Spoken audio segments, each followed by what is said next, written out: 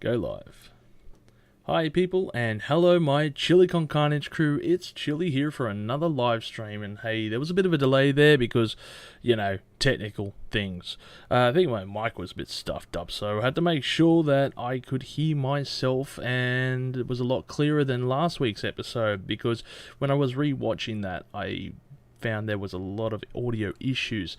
That was because this microphone wasn't working properly, because we're an awesome channel.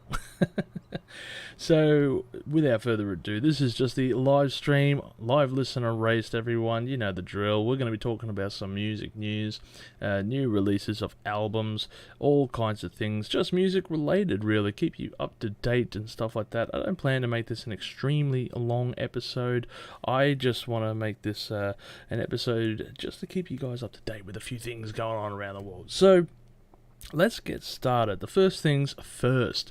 On this day in music, people, we had Rick Rubin, who was born on this day, 1963, everyone. Of course, Rick Rubin is most well known for productions of many, many famous artists. You have...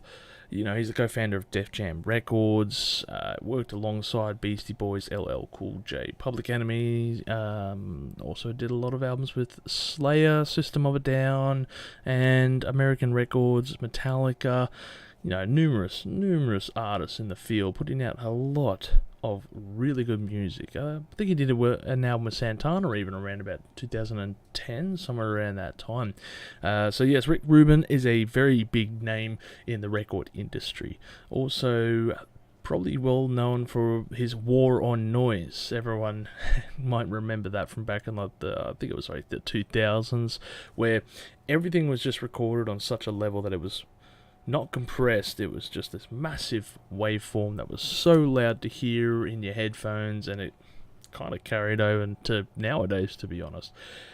So yes, on this day, Rick Rubin was born. Another musician who was born on this day was Pearl Jam's Jeff Ament. Fantastic guitarist, very underrated, and bassist, I should say. Bass guitar is technically a guitar. Don't pull me up on that one. There's a lot of things about Pearl Jam. What can I say? That, I mean, they've gone through a little thing recently. I don't know. It felt a bit funny with their recent album. I didn't like that one. But they're one of those bands that kind of just, over the years, they're kind of endearing, but I don't know, the last couple of albums for me just didn't really do it. So, anyway, Jeff Ament's birthday, also born on this day in 1963. Shares birthday with Rick Rubin there, didn't know that. So, just thought you guys should know that one there. Now, I think there's two very interesting songs that came out on this day I would like to point out. There was Good Times, Bad Times by Led Zeppelin, which was released on this day in 1969. I'm certain that was the very first Led Zeppelin single, and its B-side, of course, was Communication Breakdown. The world would be forever changed once Led Zeppelin hit those airwaves, and music would never be the same way. So, around 1969, let's see, you had Led Zeppelin and Black Sabbath, you had Deep Purple. Rock and roll was going to change forever after that. Down with the psychedelic tunes, let's rip it up and get loud and heavy, because damn, Good Times, Bad Times, Communication Breakdown, what incredible tunes they were. Off an incredible album, of course, Led Zeppelin's self-titled album. Very iconic, with the actual photo of the Hindenburg on the cover in flames. It's kind of hard to think that was actually released in 1969, especially when you consider all the music scene that was going around at that time, but I digress. I mean, Black Sabbath was recording their record around about this time as well, so back in that day, I should say, that year, and that was a complete game changer, but we've talked about that many times on this channel, so I won't bore you with those details. Now, the other single I thought would be very worth mentioning here, and I think it might have been produced by Rick Rubin, I could be wrong here, but was Under the Bridge, Red Hot Chili Peppers, from their Blood Sugar Sex Magic album. So it was released on this day, and it showed, I think when you look back on it, obviously Under the Bridge very harrowing story involved with it. For those who are unfamiliar, basically it tells about the friends of the singer Anthony Cletus and co basically overdosing. It's a really sad story. It's all about heroin and the dramas that it was around about this time. Seems like there was a massive heroin thing going on back in the early 90s, with obviously the Red Hot Chili Peppers suffering much around about this time. I know NoFX was also having their problems, and Sublime. So there's a lot of musicians. 9 Inch Nails, of course, Alice in Chains. Many artists in the 90s were suffering from heroin problems. So nothing really changes from the 70s, am I right? But yes, it showed a different side to that funk rock band that we knew of back before Under the Bridge. It was a more serious tune rather than crafting songs about sexual innuendos. So yes, it was a very serious affair to see the band write this semi-acoustic piece that would just become a massive ballad in the 90s. And when you look back at it, Blood Sugar Sex Magic compared to say Mother's Milk, compared to say all their previous stuff with Hillel Slovak and all that, Uplift Mofo Party Plan, and complete mental blank, but everything prior, I should say, is vastly different. And yeah, while many songs off that record were to that tune, marching to that beat, I should say, it was vastly different to hear this one single coming out of the band. So I thought that'd be a little interesting note that on this day we had a couple of really interesting singles coming out. So let's get into some music headlines here that kind of caught my attention. There's just a couple I wanted to briefly go over. Now, it appears that Jimmy Barnes, Cold Chisels, Jimmy Barnes is forming a rockabilly supergroup with Jules Holland and Chris Cheney of The Living End. This is interesting, but it always suffers from the same problem.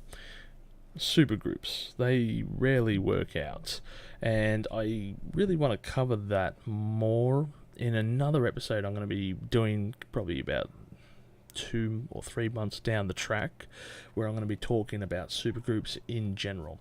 And for that, it's more, I propose a question to you all. What supergroup besides Cream has actually worked? Name one supergroup that has actually really worked. I mean really worked. Because there are pretty much none. I could probably list Audio Slave. They did very well for their first album. Velvet Revolver. It seemed like the early 2000s was the time for a whole bunch of supergroups. But, besides maybe these two and Them Crooked Vultures, there are a plethora of supergroups that have been around for quite a day and never worked out. So when it comes to this, is it going to work? Is Jimmy Barnes' vocals up to the duties to form this rockabilly sound? I mean, the rockabilly part of it only makes sense. The Living End, they're a quasi-rockabilly band, so of course it would make sense for them to do this kind of tunes. Hell, even Motorhead went into rockabilly a lot when he was off touring. He would just go in and perform a bit of bass duties with some bands at the time. I can't recall the name of them right now. I think they were just called the Rockabillys or something like that. It's in his documentary. Let me check it out. But whether it works, I don't know, man. Like it's the same thing when it comes to supergroups. You read up about it. It sounds interesting, causes a stir, and then when the album releases, you're like, this sucks. It just doesn't work, and you want to hear either Cold Chisel or you want to hear Living End when you go to see them live, and of course they're playing that material from their new album because this is the new band, people. It's a catch-22. Yeah, but what can I say? The other one as well was, as far as new music goes, it looks like Depeche Mode have released the new single, My Cosmos Is Mine. And it's been described as a very eerie kind of tune, very interesting sounding. And I'm very keen to check that one out because Depeche Mode is Depeche, I always pronounced it Depeche. I could be pronouncing it completely wrong, but they're always been an intriguing band, but one I've never fully got behind. I don't think I've listened to any of their albums, maybe a couple of their singles, but I do recall their remixed version of Enjoy the Silence when it was re-released back in like 2003 or something like that, and it had that really quirky video clip where everything was turning into like this black vine, and I don't know, it's a really cool video clip. It was a really interesting remix of the song as well, really cool. So yeah, I'd be intrigued. I got to listen to this and see what it's like, I guess. But yeah, My Cosmos Is Mine, new single appears to be out now, which would signal that Depeche Mode's going to be making a new album and dropping it. Sorry, not making, they probably already made it. But they're going to be dropping a new album soon. I haven't actually read into that side of it. Sorry, I didn't give you any updates regarding that. But anyway, it appears that they will be releasing a new album shortly. So keep your eyes peeled for that. There's another little article here that Sex Pistols' Glenn Matlock is interested about the chance of Sex Pistols doing a ABBA Voyage kind of style hologram show. This raises the question again of whether or not holograms of bands will work. I've discussed this in a prior live podcast as well, live stream I should say, which I discussed in depth about whether or not live recordings of bands should be displayed in a concert kind of way. It's similar in vein to like Dio or something that's been done. It seems like the technology is kind of there, but I think the biggest catch, with Dio it was fine. First of all, he was talented enough to take the stage. But, as far as, when you're talking about Sex Pistols, as far as going back to Sid Vicious, I do recall stories of him having his bass guitar left unplugged during the performances of their music. So, what's the fucking point? And it kind of defeats the freaking purpose when you think about it. This is punk rock. We don't want it to be safe. We don't want it to be displayed up on a bloody screen. It just seems weirdly a weird choice for them to consider. I don't know whether it's their choice or not. But I don't know, who knows. He said it would be interesting. The main thing was if you could get footage, though, because we are talking about Sid Vicious, who unfortunately passed away at the young age of 21. So all footage going back would be, 76, I think he passed away. We're talking about some very old footage in that regards. So good luck in regards to finding the footage to make a ABBA Voyage style Sex Pistols version. It would be interesting, though, but I just don't see it working. And even Glenn Matlock agrees with this statement of what I just said, basically saying, it would be interesting to see, but nothing beats a live band's performance at the end of the day, especially at the end of the day, man. We're talking about going to see live bands here. We want to see live music. We want to see our favourite bands performing this in front of us. We aren't paying $50 to go see a bloody computer screen with a pre-recorded concert up there. I want to hear them make those notes. I want to hear them, make the mistakes on each note of that song. It adds the human element to it. It just seems otherwise like going to pay them for a movie. And that's fine if you want to go do that. But you have that access on Apple Music or something, But, again, like I was saying on it, it's cool to have a crowd of people who are like-minded and want to enjoy that. So, weigh that shit up. It's up to you. Talking about other bands who have released some new music, Jane's Addiction. They're going to be debuting a new song soon. It's called True Love. and that's quite interesting. 10 years since their last works. 10 long years. But it feels longer when it comes to Jane's Addiction. Look, I'll be the first to admit I'm not the biggest fan of Jane's Addiction. However, they have written some really good tunes. But for me, it's like 2 albums max. I can't think of the names of them. It's the one with the, conjoined twins that are on fire and Habitual del Lobos or something like that. Those 2 albums for me are it. I have not listened to anything past or I don't know, anything much more than that. Mountain Song was this incredible track that really got me into Jane's Addiction. I do know that they're also going to be coming to Australia soon, because they are going to be touring with the Smashing Pumpkins, which is, I think, 2 months away. And interesting thing about that concert, actually, they will also have wrestlers performing before the concert, so that's a thing that's happening. So, yeah, that's going to be kind of cool. I mean, I kind of want to see the Smashing Pumpkins just to see Jane's Addiction as well, and the fact that there's a wrestling show. It kind of goes, that's a really different method to just rather than putting a random couple of bands in the mix, and here's a live show, people. Yeah, but what if I said that this live concert had wrestlers? So anyway, yeah, Jane's Addiction, they're due to come out to Australia soon. I'll get around to listening to that. Maybe I'll do a little short video in regards to talking about that one. So that means that obviously Jane's Addiction are also going to have a new album out as well, so keep your eyes peeled. Or rather your ears, I should say. Lastly, as far as these interesting little headlines I've seen, and what's this? Got a little green screen issues behind me. Damn wind blowing everywhere and causing this issue.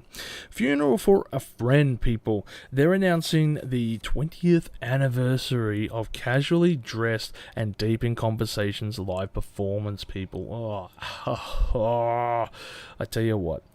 I remember, I think it was 5 or so years ago, Funeral for a Friend announced that they were doing a tour in which they would perform Hours and Casually Dressed in full for the concert, and that was it. And I thought to myself, I'm going to sneeze. I'm definitely going to sneeze. Sorry, guys. I thought to myself, that is an amazing concert. Those 2 albums are incredible. Absolutely. Actually, let's not use the word incredible. Phenomenal. That's just got added weight to it. Yes, those 2 albums were phenomenal, and I loved them to bits from start to finish. Just this post-rock, post-metal kind of sounding, fucking amazing tunes. I don't know what is post-hardcore, whatever the fuck they were, but they were incredible. Funeral for a Friend were just amazing. I did check out a couple of their other tunes. They're okay, but they just never caught that level of what they were at before. It's unfortunate, but I think it was because mostly the scene had moved on. They were trying to recapture that old sound. That's one part of it. Staying true to the fan base, though, from what I've heard, feedback is mostly alright. But anyway, they have announced that it will be doing a 20th anniversary tour for the Casually Dressed album, and I will be down for that. If they announce an Australian show, holy shit, yep, I am there, people. You bet you will see me up the front there, because I love that band, man. I would love to see them live performing Casually Dressed. Get me up the front row, because I want to be seeing them doing all the songs. I want to see Rookie of the Year. I want to see Juno, Bullet Theory, Escape Artist, Never Die, Red is the New Black. And I would hope that they would play a whole bunch of songs from Hours as well, which would be, just the massive ones from All the Rage to Roses for the Dead. Roses for the Dead. Just chilling. That and Census Fail, people. That kind of brings back another time in my life. So, those are the headlines that kind of caught my attention. as far as that goes. Now, I've had very little time to go over this, but these are the albums that are coming out for today. Sorry, that are out today, tomorrow, depending on where you live, I should say. But there we go. August, Alcina, myself, I probably mispronounced these names, sorry. I'm just pretty much reading the Wikipedia page here. The Cold Stares, Voices, don't know. Dutch Uncles, True Entertainment, Fever Ray, Radical Romantics, Frankie Rose, Love as Projection. Gosh, doesn't that just sound too classic, people? And again, if you have joined in the middle of this stream, thank you very much for joining. I don't actually see the numbers because I haven't got it set up properly, but thank you. We continue. Lonnie Holly, Oh Me, Oh My. I'm going to get some kind of indie rock for that one. Manchester Orchestra, The Valley of Vision. Okay. Meet Me at the Altar, Past, Present, Future. Meet Me at the Altar. That's a big name. But I couldn't recall their stuff. But Past, Present, Future sounds like... Is that a Billy Corgan solo album? Maybe I'm getting confused with that. I thought it was an album they had released. Can't remember. Miley Cyrus, people. Miley Cyrus is out with a new album today and a summer vacation. Yay. Near Archives, Sunrise, Bang Your Head Against the Wall. Is that typos or is that legit how it's spelled? Bang your head against the THA wall. Whatever, do your thing, I guess. The Nude Party rides on. Otherwise... What the heck does that say? Godzillionaire. Yeah, do your thing. Periphery 5, Gent is not a genre. I did listen to a little bit of that this morning. Heard of the band, can't say too much. I would probably say jump over to the Chill Dude on the Couch. I understand he will be doing a review on that one. I don't think I'll be covering that band. We have The Smile with the live recording of Europe. Story of the Year, Tear Me to Pieces. I might cover that one, I'm not too sure. Suicide Silence, Remember, You Must Die. That is interesting. And Twice, Ready to Be. Now, major headlines throughout the week. Of course, I have to mention Gary Rossington passing away, age 71. 5th of March, everyone. Gary Rossington, to those who aren't in the know, he was the last of the original era of Leonard Skinner. So we're talking about Leonard Skinner, Southern rock band, all the way back to the 70s. Freebird, Sweet Home Alabama, I think those songs. And he was with the band from pretty much day dot, like all the way back in the 60s when they were by several other names, most famously the 1%.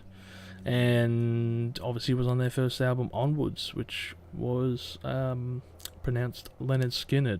Now, I'm not going to go too far in depth in that because I actually did a special episode on Gary Rossington and Leonard Skinner talking about the band and all their history. Because you know what, I did it. I'll share this. It burnt me out a little bit because when I heard the passing, I was going to do a short video. I was going to, just do a short little thing. I've done that for a few other musicians in the past. Joey Jordison, for example, and Taylor Hawkins. But when I was doing Gary Rossington, it kind of became this thing where, you know what, he's got an interesting history, especially with the band, that I would like to discuss a bit more. And I kind of just went ad-lib and started recording myself, and it just wasn't working out. Eventually I just recorded. I just had to write a script out for myself and look at it, and all of a sudden it ballooned into this massive monster that was like nearly 30 minutes long. Cut it down, find footage, do all that stuff. It just took a lot longer than I thought. But anyway, the special episode is out now. It is under 30 minutes, luckily, because it does go quite in-depth on the band. People, if you're big fans of Leonard Skinner, I do recommend check it out because, please, I put a lot of effort into it. You know, so yeah, they've got a very interesting history. Actually, they're really worthwhile checking out. The other thing I wanted to mention, of course, was I have finally brought back Live Listen Erased. And if you're confused by what I just said, it's simply because Live Listen Erased takes out the channel's name, I should say, takes its name from a game that I made all the way back in the day. If you're a long-term fan, you'll be familiar with this. But basically, it was originally based after a game that we made. It's the equivalent of Marry, Fuck, Kill in the music world. So basically, in a short layman's terms, you select 3 bands to a person, you tell them you can only see one perform live once, never listen to their music again. You can see the other one, you can listen to the other one for the rest of your life, never hear their stuff live though. And lastly, you erase the other band. So it's an interesting little thing there that we were doing. Got it back up and running, did an episode with a special guest for this one, which is what I wanted to do. I wanted to start getting people on board the channel, start venturing out and inviting other people, collaborating. And in which case, the first episode that I have done as a joint episode is with Hector from The Chill Dude on the Couch. So I'm in the middle of editing it. I'd say give it a week or two. We should have side A out soon. Then we'll have side B up as well. So interesting little news coming out of there. The other one as well is that we also will have a special recording coming up soon again. This Sunday I will be interviewing a band. I will be interviewing the stoner rock outfit from Connecticut, Afghan Haze. So I'm keen to have them on board in the channel. We'll be doing a short little interview. I'm sure it'll be damn interesting as well. They're interesting, really sick band. They made the top 10 lists of all songs in 2022 for me. Incredible outfit. Recommend checking out their albums because it's good stuff, you know. But on top of that, I'll also be going to a concert tomorrow. I'm going to be seeing Earthless. So I cannot wait for that. That is going to be an interesting one. Earthless, kind of like a psychedelic jam band, I guess you could call it. And I'm sure they'll play 3 songs and be over and done with because each song's like 40 minutes long. I've got one song I hope they play, and that if they play that, I'll be happy. But yeah, it should be cool. Should be really chill. You know, nice little concert. Can't wait to see it. Can't wait to see them, I should say. Hopefully I can meet them afterwards as well. That'd be sick, because they seem like really interesting people. Great taste in music as well. Follow their Instagram. The guy's posting all the time, all the music that he listens to and stuff, you know. So that's Earthless Band, everyone. Lastly, before I close out this episode, I just wanted to do something a little different to see. I don't know how this is going to go, so I'll just put it out there. Spotify, sorry about that. It's Spotify's weekly suggestions that came at me, and I thought I'd rate them and see how they stack up. So there's probably going to be a few musicians that I don't know, and obviously Spotify does that to keep you on your toes and see if something's interesting. We know how Spotify works, I'm sure. You know, you get a couple of musicians here and there and you listen to it, and eventually you start to like them. I've discovered quite a few musicians obviously through Discover Weekly, but let's go through this one, eh? So my Discover Weekly begins off with Public Enemy. It takes a nation of millions to hold us back. She watched Channel Zero. I have listened to this track. I know this track. Very good track. She watched Channel Zero. Very interesting song as well. Interestingly to say, Public Enemy will make an appearance on a retro review episode in probably 3 months' time. So keep your eyes peeled for that. The next one I have here is Beardfish. And the song Comfort Zone. And oh my god, look at this album name. +4626 Comfort Zone. Interesting. No idea who they are. No idea. I'll check it out though. The one up next, of course, is can't pronounce that on a live stream, but let's say it's Is. That's probably the safest way to pronounce the band's name. I'm sure that's how it's actually pronounced as well, but when you look at it, it sounds like something else. From the Oceanic album, The Beginning and the End. I have heard Is several times before this album, and I can't think of the one, but it's got the blue-looking cover. I think it was Oceanic, and the other one's Paleo something. I don't know. Paleontologic. I don't know. People. Is a band that I listen to sporadically. They're pretty damn cool though. Good choice with that one. Next one up is a Green Jelly Electric Harley House of Love in brackets. Don't know that one. Serial Killer Soundtrack. Cereal spelt like breakfast cereal. That's an interesting play on words. I like that. Not bad. Not bad. Don't know what that is. Green jelly. Anyway, I thought there was like a jellyfish something or other like from the Gorillaz track, but I do. Anyway. The other one I would have up here is Rory Gallagher. Crest of a Wave from the Juice album. Rory Gallagher, really good. Like his live albums in particular. Good stuff with that. Galahad, Empires Never Last.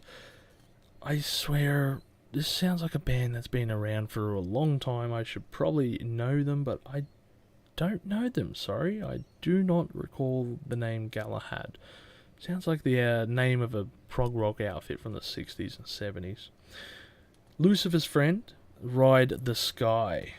Not bad sounding. Don't know them though.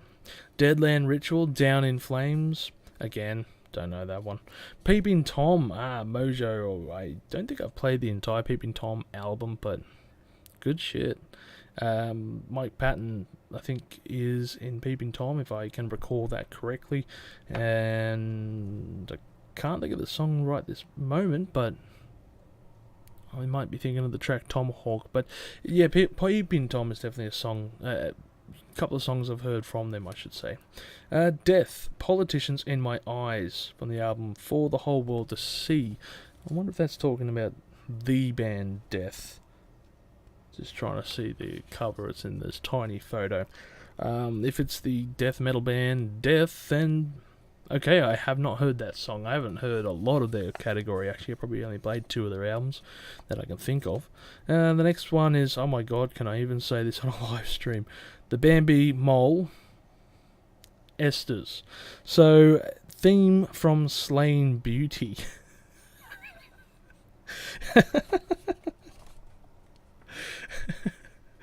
This is when Disney is not safe for work, people. So, oh my god. The album's called Sonic Bullets 13 from the Hip. I don't know, oh my god. Yeah, okay.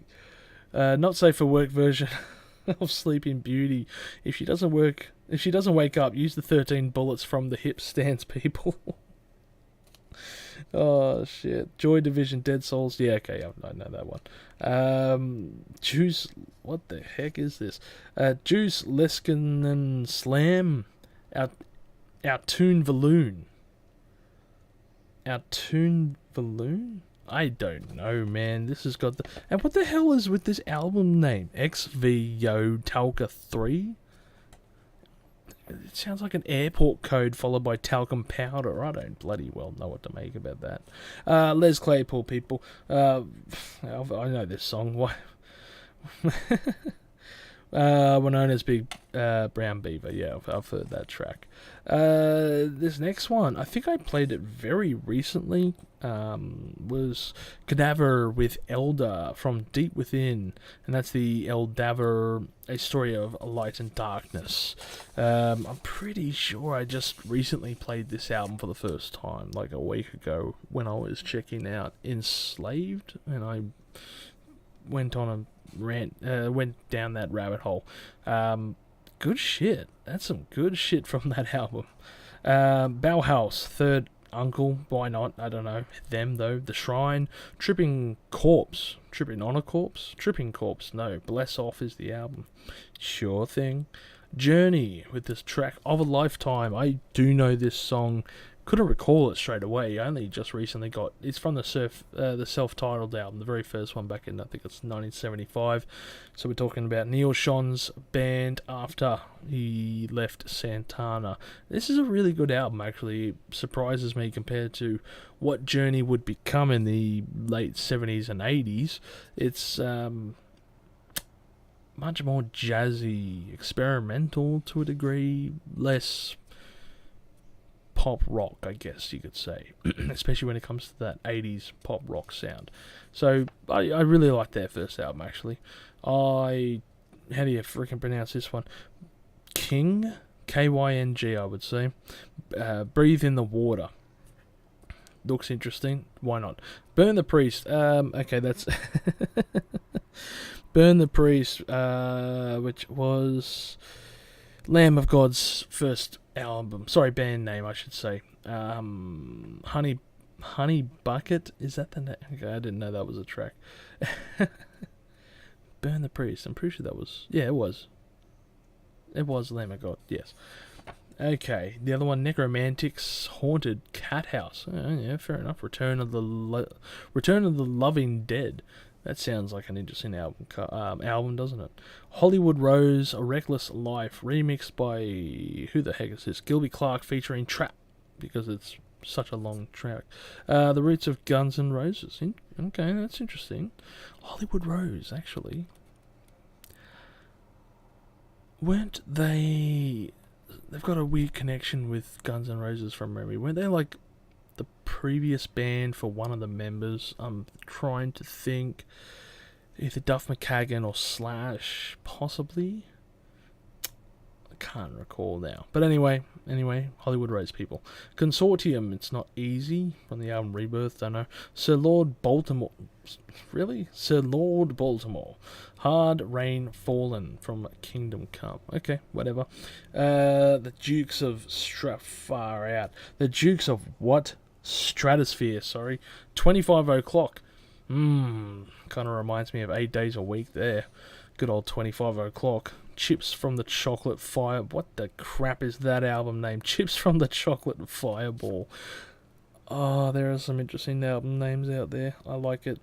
Just for that, I'll probably listen to it. Kingston Wall, With My Mind, from the album I. Okay, that's an interesting track title I'm reading. The band is called Japan, and it's called Adolescence, I'll say Intercourse. I'm glad they clarified things there, that it was adolescent.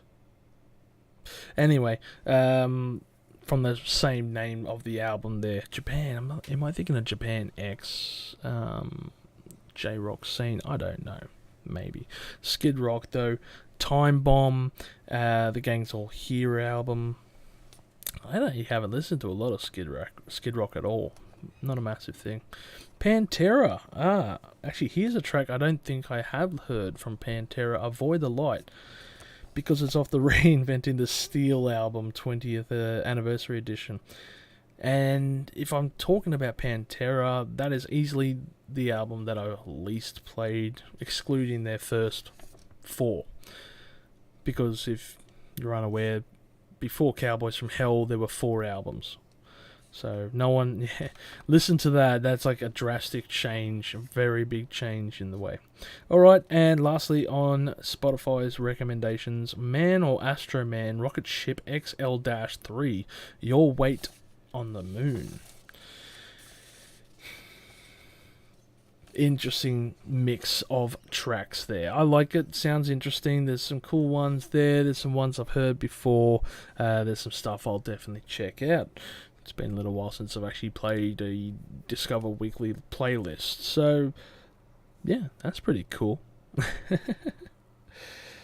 So, that pretty much brings it towards the end of this episode. I think we've really covered everything here, people. Done the news. I hope you've enjoyed that little Spotify thing at the end. I might, if it works out. If you guys like it, comment, and let me know, because I might make that a thing to close out every live stream. I like doing that. That was actually really cool reading over these musicians. But yeah, people, I hope you have a great day out there. Make sure you enjoy all your musical activities that you do, whatever, during the week. I haven't had the chance to record any reviews lately, and I do apologize once again. It was because we were very busy with doing the episode for Leonard Skinner. It went for much longer than I thought. Yeah, I thought I could do it in a day or two. It turned out to take like nearly 4 days. So I underestimated that. I burnt myself out. Had to back away for a day. But I'm back. I've already written up the next one that I'll be doing, which will be Enslaved, and their newest album. Damn good, just damn good album. And also Stoned Jesus with their newest album, Father of the Light. So keep an eye out next week. We will be having some 5-minute reviews out during the week, and hopefully I can get around to doing a lot of other work, because as far as there's going to be a lot of editing. Let me just say this. There's going to be a lot of editing that I'm going to have to do shortly. Obviously, I've got to do the live lesson erase one. I'm actually going to do a recording with, as I said, Afghan Hayes, so I've got to record and do the production on that one. These 2 5-minute reviews, and I've got to get the shorts videos prepared for next week. On top of this, I'm also going to be doing a recording with Wazza tomorrow. We're going to be discussing Dark Side of the Moon, because it's the 50th anniversary this month.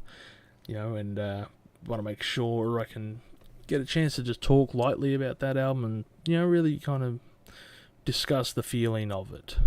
So keep an eye out on that one as well. But yeah, there's going to be a lot of things that I've got to work on. I'm going to be a very busy individual for the next week at least. So people, I hope you've had a great day. I hope you have enjoyed watching me ramble on and bumble through all these technical issues that I had very first. I'm slowly getting there. One episode at a time. I feel like I've made leaps and bounds on this one though. Feel happy about it already. So, once again, thank you very much for joining us on this live stream. I hope you've enjoyed it. Make sure to check out our channel for other content and stuff like that. Take it easy and stay spicy.